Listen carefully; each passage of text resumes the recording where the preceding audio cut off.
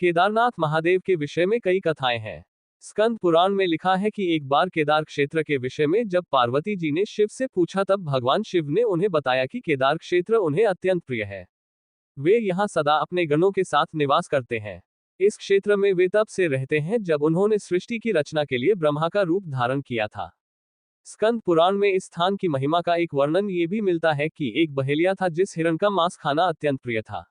एक बार यह शिकार की तलाश में केदार क्षेत्र में आया। पूरे दिन भटकने के बाद भी उसे शिकार नहीं मिला। संध्या के समय नारद मुनि इस क्षेत्र में आए तो दूर से बहेलिया उन्हें हिरण समझकर उन पर वाण चलाने के लिए तैयार हुआ। जब तक वह वाण चलाता सूर्य पूरी तरह डूब गया। अंधेरा होने पर उसने देखा कि एक सर्प मेढक का निगल रहा है। मृत होने के बाद मेढक शिव रूप में परिवर्तित हो गया। इसी प्रकार बहेलिया ने देखा कि एक हिरण को सिंह मार रहा है।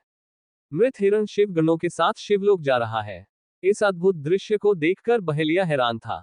इसी समय नारद मुनि ब्राह्मण वेश में बहेलिया के समक्ष उपस्थित हुए।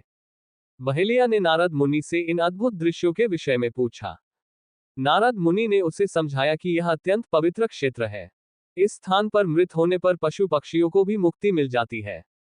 इसके बाद बहेलिया को अपने पाप कर्मों का स्मरण हो आया कि किस प्रकार उसने पशु पक्षियों की हत्या की है।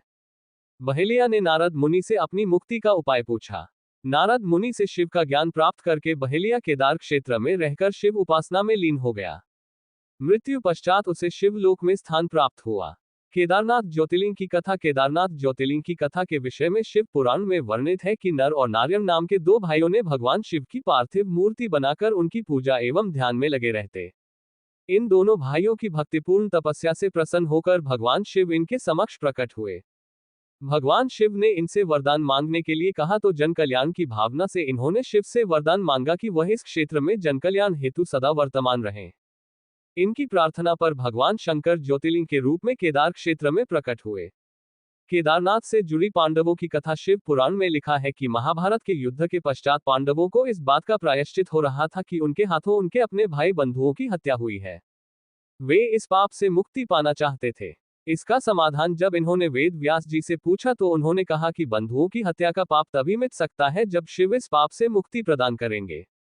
शिव पांडवों से अप्रसन्न थे, अतः पांडव जब विश्वनाथ के दर्शन के लिए काशी पहुंचे तब वे वहां शंकर प्रत्यक्ष प्रकट नहीं हुए।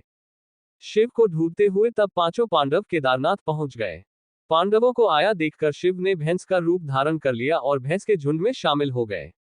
शिव की पहचान करने के लिए भीम एक गुफा के मुख के पास पैर फैलाकर खड़ा हो गया। सभी भैंस उनके पैर के बीच से होकर निकलने लगे, लेकिन भैंस बने शिव ने पैर के बीच से जाना स्वीकार नहीं किया। इससे पांडवों ने शिव को पहचान लिया। इसके बाद शिव वहां भूमि में विलीन होने लगे। तब भैंस बने भगवान शंकर को भीम ने पीठ की तरह से पकड़ लिया।